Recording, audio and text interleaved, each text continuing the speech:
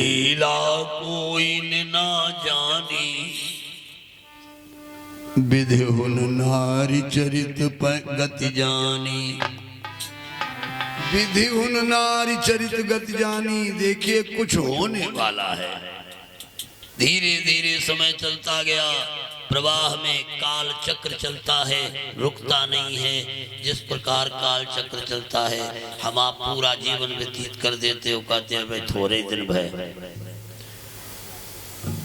जैसे फूटे घड़े में पानी भर दो, एक एक बूंद टपकता रहे, पूरा घड़ा खाली हो जाता है। ऐसे पूरी जिंदगी गुजर जाती, एक एक घड़ा बूंद टपकते टपकते, और पूरा जीवन एकदम समाप्त हो जाता। घुसमा जी को एक पुत्र का जन्म हुआ। सुदेहा फूले नहीं समाई। सुदेहा बड़ी प्रसन्न है, हमने पुत्र के लिए ही तो ये किया। बड़ी प्रसन्न है, पुत्र को लिए लिए घूमती है। घुसमा से ज्यादा प्यार करती है सुदेहा। सब लोग कहते वाह सुदेहा बेचारी बड़ी अच्छी ब्राह्मणी है, भगवान ने सुन ली उसकी। और वो भी अपने पुत्र का बड़ा लाड़ प्यार करने लगी, सगे पुत्र जैसा, कोई अंतर नहीं। वास्तव में गरुड़ पुराण में कहा है, अगर एक पुरुष की दो स्त्रियां हो, एक स्त्री के पुत्र हो, तो उसी पुत्र से दोनों स्त्रियां पुत्रवती हैं। दोनों स्त्रियां उसी पुत्र से पुत्रवती हैं। बड़ी प्रसन्न है, कोई अंतर नहीं, रात दिन। वो बेटा भी सुदेहा के पास रहता है, सुदेहा से के पास। हुआ क्या?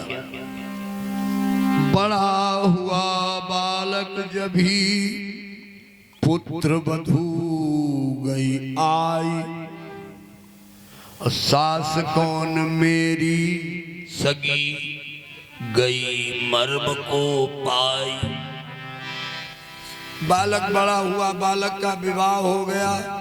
जब बहू घर में आई तो उसकी समझ में नहीं आया कि हमारी सगी सास कौन है। सगी सास लगती है सुदेहा। हर समय पुत्र बड़ा प्रेम करता है। धीरे धीरे उसे पता लगने में बड़ा टाइम लग गया कि हमारी सगी सास कौन है। बिटिया की तरफ से 50 रुपए दान हो रहे, मंगल कल्याण हो, परमात्मा सुखी रखे। हमारी बहन ने 100 रुपया दान किए, भोले बाबा मंगल कल्याण करें। जब मर्म को पा गई तो अब अपनी सास की सेवा करने लगी। भाई हर लड़की समेल बनाने वाली नहीं होती। कुछ तो घर में फूटे पैदा करने के लिए तैयार होके घर से आती है।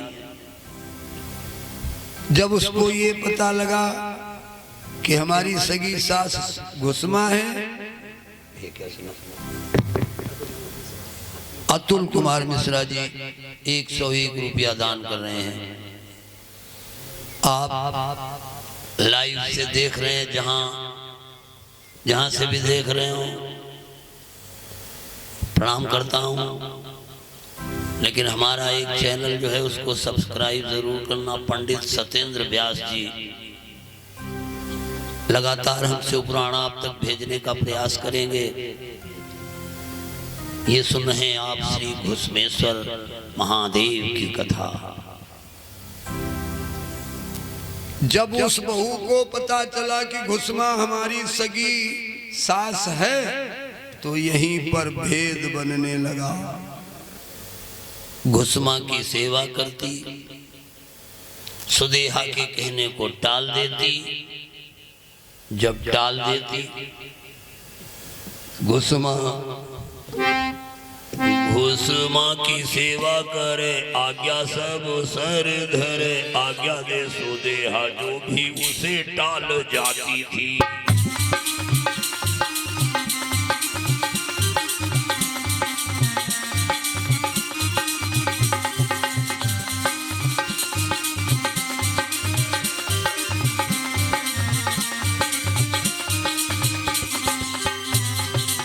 उस माँ की सेवा करे सब कुछ कार्य धारे। आज्ञा दे सुदे हाथों से वो टाल जाती थी।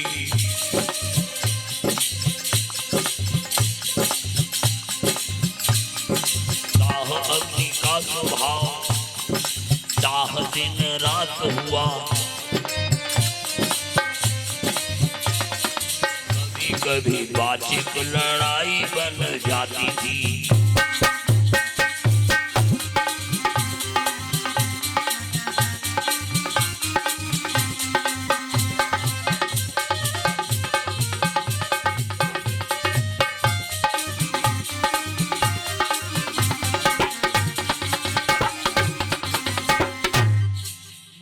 शंकर भगवान की। आप लोग जयकारा जरूर बोल दीजिए, इतना जनसमूह बैठा है, जयकारा तो जरूर बोल दीजिए। बोलिए शंकर भगवान की। धीरे धीरे डाह पैदा हो गया।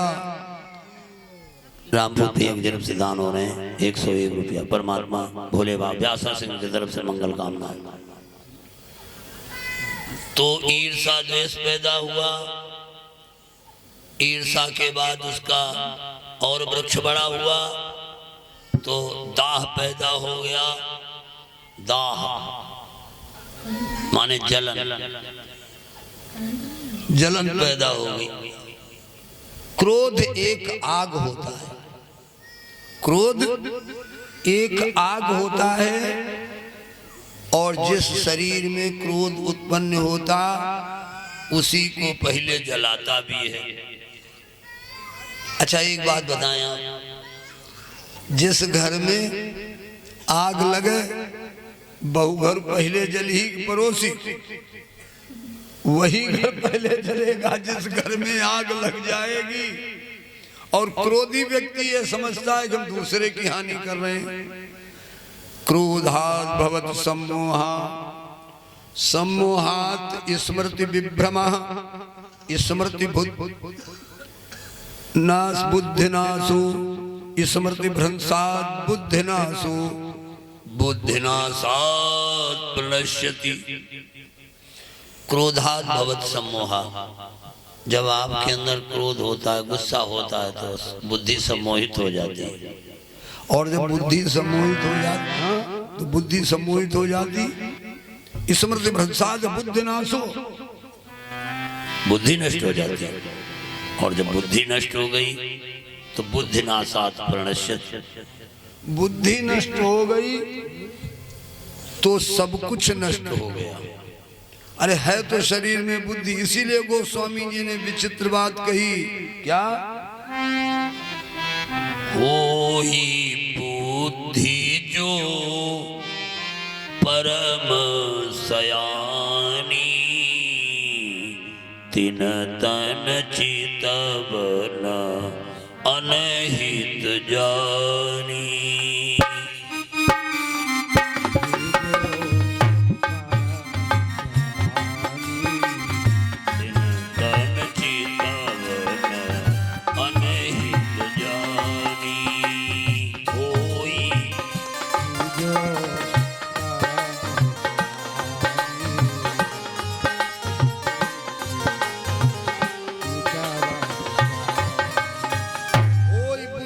परम सयानी, बुद्धि को परम चालाक होना चाहिए। क्यों? बुद्धि तत्व का स्थान कहाँ पर है? सबसे पहले शरीर, शरीर से बलवान इंद्रियां। अब इंद्रियां हैं सूक्ष्म, इंद्रियां शरीर से सूक्ष्म है लेकिन बलवान है। और इंद्रियों से सूक्ष्म मन है लेकिन इंद्रियों से बलवान है। इंद्रियों पर अपना शासन चला सकता है। मन से सूक्ष्म बुद्धि है और मन से बलवान है। और बुद्धि से सूक्ष्म परतस्थ साह, भगवान का अंश। अब ईश्वर के अंश का बल पाकर ही मन, बुद्धि, चित्त, इंद्रियां ये सब क्रियाशील हैं। अगर भगवान के अंश का बल न होता शरीर में तो ये कुछ क्रियाशील नहीं हो सकता, न बुद्धि न चित्त न कुछ नहीं। भगवान का अंश निकल जाता है, शरीर सड़ने लगता, न कहीं बुद्धि रही न चित्त रहा न इंद्रियां रही, कुछ नहीं रहा। तो इस प्रकार से भगवान का भजन करके भगवान को सारथी बना लो इस संसार सागर का, और जिससे बुद्धि सही रहेगी, बुद्धि सही रहेगी तो मन पर कंट्रोल करेगी, ऑब्जेक्शन करेगी, मन इंद्रियों पर ऑब्जेक्शन करेगा, इंद्रियां उद्दंड नहीं हो पाएंगी। जिसके शरीर के इंद्रिय रूपी घोड़े उद्दंड हो गए तो असंयमित होने के कारण वो पता नहीं कितने जन्म बिता देगा भगवान को मिलने में। और अगर इंद्रियों के